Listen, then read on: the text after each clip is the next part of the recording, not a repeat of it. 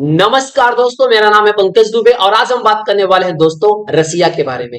दोस्तों खबर ये आ रही है, पुतिन का कहना है, देखिए 2 दिन पहले जो हमने मिसाइल मारी थी, ऑर्सनिक मिसाइल, अगर जरूरत पड़ी तो 4-5 और मार देंगे।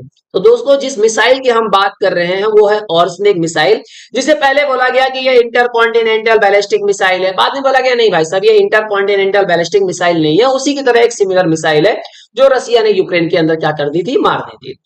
अभी उसके साथ साथ खबर ये भी है कि नॉर्थ कोरिया के 15,000 से ज्यादा जो सोल्जर्स हैं, जो यूक्रेन के बॉर्डर पे खड़े हैं उस कुर्स वाले रीजन पे, उन्होंने एक्सपीरियंस ले लिया पूरा वॉर का, ट्रेनिंग कंप्लीट हो चुकी है।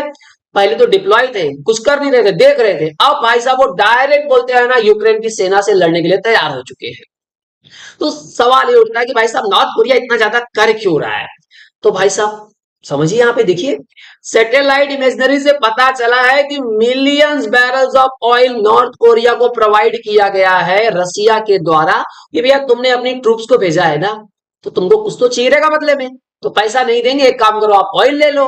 तो किम जोंग खुश हो गए, भैया बोलते हैं अच्छी बात है, तो ऑयल दे रहे हो, एक काम करो और भी कुछ दे दो। रसिया ने बोला और क्या चाहिए, तो उन्होंने बोला एक काम करिए, थोड़ा सा बियर्स दे दीजिए, लॉयंस दे दीजिए, हमको अपना जू थोड़ा सा सजाना वजाना है, प्लस 70 एनिमल्स इन्होंने मांगा है, यहाँ पे कुछ बर्ड्स भी हैं, बोलते हैं ये भी दे दीजिए। शौकीन आदमी है भाई साहब, इन्होंने प्लेजर स्क्वाड बना करके रखा है। जब इनकी तबीयत खराब होती है तो इनके प्लेजर स्क्वाड में 30 से 40 लड़कियां हैं भाई साहब। ये 1-2 हफ्ते तक वहीं पे रहते हैं, उसके बाद इनकी तबीयत ठीक हो जाती है। आपने ऑलरेडी पढ़ा ही होगा। साथ ही साथ में बोला एक काम करिए, ऑयल दे रहे हैं, एंटी एयर मिसाइल्स भी दे दीजिए, जितनी ट्रूप्स चाहिए, जितनी आर्मी चाहिए आपको हम सब प्रोवाइड करेंगे। जितने सोल्जर चाहिए, कितना 1 लाख सोल्जर चाहिए, 50, 1.5, 2, जितना चाहिए देंगे, सब प्रोवाइड करेंगे। रसिया तुम खुश रहो, बस हमको ऑयल ये सब चीजें देते रहो। तो दोस्तों जरा डिटेल में यहाँ पे हम लोग डिस्कस करते हैं कि एक्चुअल में जो रसिया ने ये धमकी दी कि भैया जरूरत पड़ी तो हम 1-2 मिसाइल और मार देंगे, उसके पीछे का रीजन क्या है। जैसे कि आप यहाँ पे देख सकते हो, वॉल स्ट्रीट जर्नल ने एक रिपोर्ट छापी कि अभी देखिए रसिया यूक्रेन का युद्ध जब से चला है तब से बताया गया कि 1 मिलियन से ज्यादा लोग मारे गए हैं दोनों साइड से। जिसमें ये बोला गया कि 6 लाख से मतलब 6 लाख तक पकड़ के चलिए, इसमें से बहुत सारे सोल्जर्स और सिविलियंस यूक्रेन के मारे गए हैं या तो घायल हुए हैं। वही आंकड़ा दिया गया है किसका, रसिया का, कि रसिया में भी क्या हुए, 4 लाख के अराउंड क्या हुए, या तो मारे गए हैं या तो घायल हुए हैं। लेकिन यूक्रेन का कहना नहीं है भाई ज्यादा नहीं, 31,000 से ज्यादा हमारे सोल्जर्स मारे गए, बस कुछ नहीं। लेकिन यहाँ पे आप देख सकते हो, द न्यूयॉर्क टाइम्स ने रिपोर्ट छापी थी, यहाँ पे आप देख सकते हो डेट 18 अगस्त 2023 को, कि 5 लाख से ज्यादा लोग क्या किए गए हैं, मारे गए हैं रसिया यूक्रेन के युद्ध में। अब वो आंकड़ा कितना बताया जा रहा है, 1 मिलियन का बताया जा रहा है। लेकिन यहाँ पे जेलेंस्की का बोलते हैं ना अलग एकदम फॉर्म में चल रहे हैं। यहाँ पे आपको एक चीज तो क्लियर करना पड़ेगा, ये जो युद्ध आपको दिख रहा है ना, वो थोड़ा सा बहुत पेचीदा टाइप का है। यहाँ पे यूएस की जो बोलते हैं ना डोमेस्टिक पॉलिटिक्स चालू हो गई है, कि बाइडन चाहते हैं किसी तरह से बोलते हैं ना ट्रम्प को दबा करके रख दू। जेलेंस्की को बोल रहे भैया तू क्या कर ली, ये वाला वेपन्स दे ले, लॉन्ग वाले वेपन्स दे ले, जो चाहिए वो ले करे। अभी यूएस ने क्या दिया था, ATACMS वाला लॉन्ग रेंज वाला वेपन्स दे दिया, जिसका रेंज कितना है, 300 किलोमीटर। यूके ने बोला भैया तुम हमारा स्टॉर्म शैडो ले लो, मार दो। कहां पे, रसिया के अंदर। बवाल हो गया भाई साहब।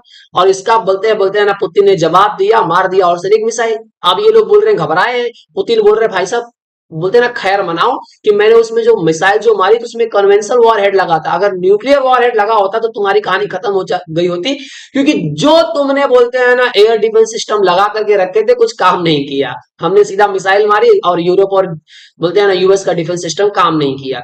अब जेलेंस्की बोल रहा भैया तुमको पैसा दो और वेपन्स देते रहो, हम युद्ध लड़ते रहेंगे। बाइडेन अच्छा सोच रहे भैया जाते जाते न्यूक्लियर वॉर करवा ही दूं, कि जब न्यूक्लियर वॉर चालू हो जाएगा तो ट्रम्प कितना समेटेंगे, समेट समेट के थक जाएंगे, लेकिन ये युद्ध खत्म नहीं कर पाएंगे क्योंकि मैं इतना रायता फैला चुका रहूंगा।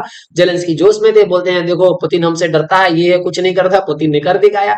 मैं इनको बोलना चाहता हूँ यार, देखो यार तुम जेलेंस्की यार, तुम बोलते हैं ना एक्टिंग कैरियर तुम्हारा अच्छा था, वही कर सकते हो, तुम रील्स में खाली स्पाई बनते हो, लेकिन रियल स्पाई तो बंदा यही है ना जो काम करने वाला है। इनका कहना भैया हमारे बोलते हैं ना, हमारे सोल्जर्स मरे, हमारे लोग मरे, हमको कोई फर्क नहीं पड़ता है, मैं तो सेफ हूं ना, मैं तो नहीं मर रहा हूं ना। ये सोच किसकी है, जेलेंस्की की। हम युद्ध लड़ते रहेंगे, लड़ते रहेंगे, लड़ते रहेंगे। अरे कब तक लड़ोगे भाई साहब। अब यहाँ पे देखिए दोस्तों, जिस तरह से बोलते हैं ना रसिया ने, जो बोलते हैं ना, अब यहाँ पे रसिया ने यूके को, यूएस को, यूक्रेन को, सबको धमकी दे डाली कि भैया जो अभी हमने जो मारा है मिसाइल ना, उसमें न्यूक्लियर वेपन्स नहीं थे, उसमें न्यूक्लियर वॉरहेड्स नहीं था। लेकिन आप सोच के चलो कि अगर सिचुएशन बनी तो हम न्यूक्लियर वेपन्स भी चला देंगे और तुम्हारा डिफेंस सिस्टम कुछ काम नहीं कर पाएगा। अब दोस्तों जो ये बोलते हैं ना, ऑर्सेनिक मिसाइल मारा गया, उसके बारे में अगर हम लोग बात करें तो इसकी स्पीड बताई जा रही है माच 10 आती है 2.5 टू 3.3 किलोमीटर पर सेकेंड की स्पीड से चलने वाला है। मतलब आप यहाँ पे देखने जाओगे 10 time speed of the sound से मतलब उससे ज्यादा स्पीड रहेगी इसकी। और ये क्या दोस्तों, एक आईसीबीएम का एक नया टाइप है। अब यहाँ पे ये सब तो चल रहा था, लेकिन अब उसमें यूक्रेन का क्या कहना था, देखो अभी यार जिस तरह से बोलते हैं ना, रसिया ने बोलते हैं ना ऑर्सेनिक मिसाइल मारी, हमारा डिफेंस सिस्टम काम नहीं किया, तो एक काम करिए आप हमको आप क्या कर दीजिए, थार्ड प्रोवाइड कर दीजिए। थार्ड दोस्तों ये है यूएस का terminal high altitude area defence third, जिसको बोलते हैं ना, पहले यूएस ने किसको प्रोवाइड किया था, इसराइल को। तो जब इसराइल और ईरान का युद्ध बोलते हैं ना, तब ऐसा लग रहा था बस हो ही जाएगा हो जाएगा, तो उस समय बोलते हैं ना थार्ड डिप्लॉय कर दिया था किसने, यूएस ने। कहां पे, इजराइल में। लेकिन उसके साथ ही साथ बोलते हैं ना, ऐसा नहीं किया कि भैया थार्ड प्रोवाइड कर दिया मतलब दे दिया इजराइल को, भैया तुम यूज करो, नहीं, अपने सोल्जर्स भेजे, बोले भैया टेक्नोलॉजी आगे पीछे नहीं होनी चाहिए, कुछ शेयरिंग नहीं होनी चाहिए, हमारे सोल्जर्स जाएंगे ऑपरेट करेंगे, तुमको बस दे रहे हैं तुम्हारी सुरक्षा के लिए।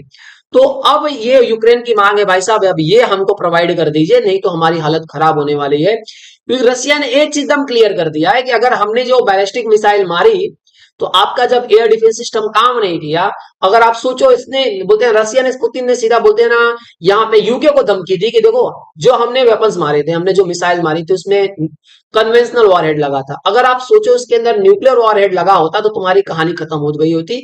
तो भैया इस झगड़े से आप दूर ही रहो, आपके लिए ज्यादा बेटर रहेगा।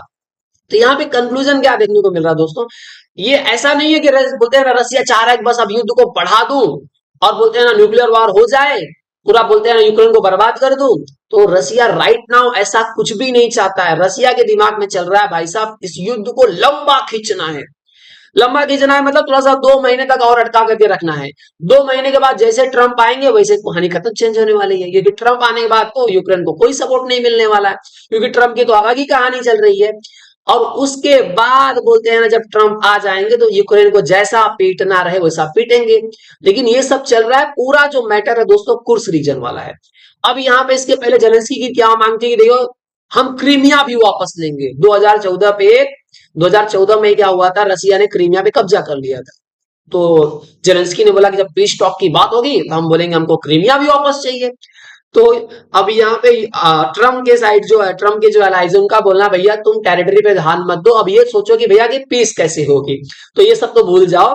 मतलब ये होने वाला कि जो एरिया यहाँ पे आप देख रहे हो, ये रेड वाला जो देख रहे हो, जो एरिया बोलते हैं ना डे बाय डे बोलते हैं ना रसिया आगे बढ़ते जा रहा है, पूरा कब्जा करते जा रहा है यूक्रेन का, तो वो तो बोलते हैं ना भाई साहब वो रसिया के हाथ में ही आएगा, मतलब रसिया को ही मिलेगा।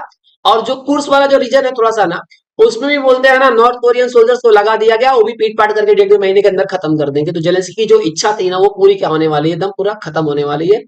तो इस तरह से ये क्लियर हो रहा है कि अभी राइट नाउ पुतिन खाली बस ये धमकी इसलिए दे रहे हैं कि भैया बस 2 महीने तक और खींच करके चला जाए, उसके बाद तो यूक्रेन का हम पूरा सफाया कर ही देंगे। तो आई होप सो दोस्तों ये पूरा वीडियो आपको पसंद आया होगा। दोस्तों अगर वीडियो पसंद आया हो तो वीडियो को लाइक करके हमारे चैनल को सब्सक्राइब कर लीजिएगा। And thank you so much for watching this video.